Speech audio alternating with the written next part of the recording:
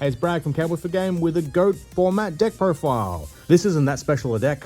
This is the deck I've been playing for the last 5 years. It has been profiled before, I'm pretty sure, on Counting Goats, a series we did during COVID, all over Discord. This is the first time that I'm going to profile, and probably the last time, this deck in person. It is a cookie cutter. So, as you can imagine, it's not going to be that much more interesting than others. There's a few techs in here, but I kind of want to run through the format. I love this deck. And it's probably time I pulled it apart though, because we're playing a lot more GOAT at locals. We're going to need start doing side decks. I need to mix it up a little bit. Yeah, if you're ever in Wollongong on a Tuesday night, come and join us. Play some GOAT with us. Otherwise, Two Magician of Faith, staple of the format, very much as well as Sinister Serpent. I'm pretty sure we would have acknowledged this, but this card is just so meta defining and carries pathways into Thousand Eyes, which is my favorite card and a big reason why I play this format. Spirit Reaper, attacking directly, controlling the hand is the best part of this, not so much the stalling. Obviously, the not just being destroyed by battle can keep you in the game, but just being able to pick off cards from the hand is like a mini Donzalug, which is a reason why I'm kind of keen to mix up a deck and maybe switch to Warrior. That's for another time though. Morphing Jar, good recovery, pretty much no mana crossout bait, and if you want to see no mana crossout, keep watching this deck profile. Sangan, always huge. Card advantage. Absorbing a Sangan off Thousand Eyes has come up a lot in our local play, and giving that up to your opponent when it leaves the board is just, it makes for sad times. Two Tsukiyomi. This being able to run over, this is the utility card. It's able to reset your Thousand Eyes of Strix. It's able to take out opponent's Thousand Eyes of Strix. It's able to flip down most problem cards in the format and able to trade over it, or allow you to then find another creature to run over whatever monster you flip down. Duty Warrior Lady. The first light monster in this that is a Magician of Faith. Most of the time she ends up in the banish pile, but for the most part, if you're discarding her, she's just good removal as well.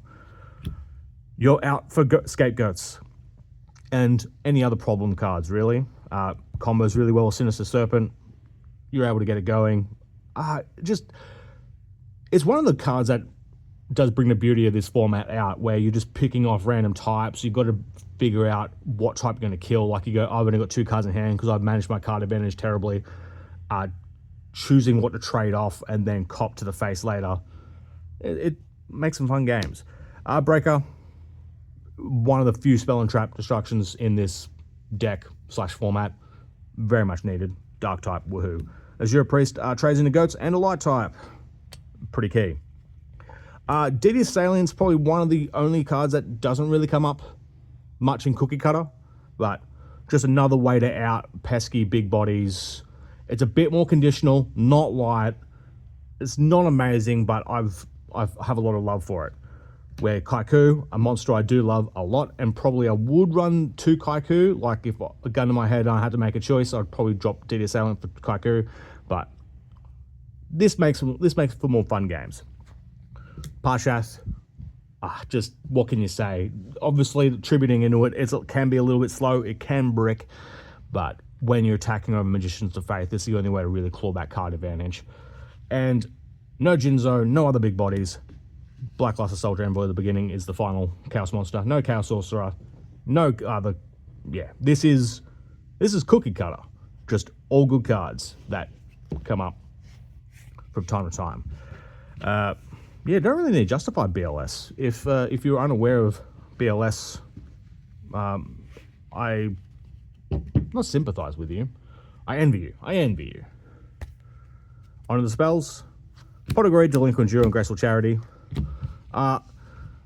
Duos, they're mandatory, but Duo can just, if you're playing it and and there's already pitch options for them, it can, it does end up in card advantage, but if they're discarding Sinister Serpent, that's negligible. It can be powerful opening it, but just at times banning it and just not letting us think about it is probably the better option. The reason for this format, 3 Metamorphosis and 2 Scapegoat. You can flip these ratios with Azure Priest running around and Parshath. Like, Scapegoat isn't my main way into Thousand Eyes most of the time. It's a set Sinister Serpent or a Magician of Faith bringing back Metamorphosis. You can brick on the 3 Metamorphosis, but since Thousand Eyes, as I said, favorite monster, want to see it all the time, that's a risk I'm willing to take. Spell and trap removal. Yeah. There's spell and traps in this game that need to be destroyed. And there's things that you'll blind MST and you'll immediately regret. Don't blind MST, but I'm always going to, within 5 games, I'll have to blind MST once, because it's just, if you're losing to a torrential or something, you'll regret not doing it. Book of Moon and the 2 No Mana crossouts. Look at this disgusting stuff. I promise I will upgrade. Now I'm looking at this deck more. I can't really bear to look at it. Mind you, original Book of Moon, kind of right. Book of Moon's so flexible. Could mess with the ratios, could not. But this is pretty much mandatory. Sinister Serpent, Snatch Steal. Snatch Steal isn't the best, but, you know, it removes a problem card from your opponent, and Premature Burial is, you know, great for Sangan. 2 cards that get cut a little bit. Swords of Revealing Light. I like it for the flipping up the opponent's monster so I know what I'm dealing with. It ends up in me setting a lot of cards and like playing like they've got a Morphing Jar, then they flip up and it's Magical Merchant Ben. And it's like, oh, well, I shouldn't have freaked out. I should have just attacked into it, kept the swords for later. There's staying alive for a few times and maybe baiting some spell and trap destruction is also kind of nice, but for the most part, you play it out, you both get some cards and you keep going. It extends the game a little bit. Lightning Vortex. I think most cookie cutter decks play this. Most Chaos should play this. It's just, you can always make a trade favorably, especially if you're sitting on Lights and Darks that need to go in the bin. Your Azure Priest has come back, it's done its job, and you can't attack into whatever you need to remove. Vortex it away. Sinister Serpent's there. It's all good. Onto the traps. The big 4. Ring of Destruction wins games. Call the Haunted brings back Sangans. For the since no Jinzo, I've run a bit of a bigger trap lineup, but not too big. 7's alright. Sack Armor definitely needs to glow up as well. Could go to 2.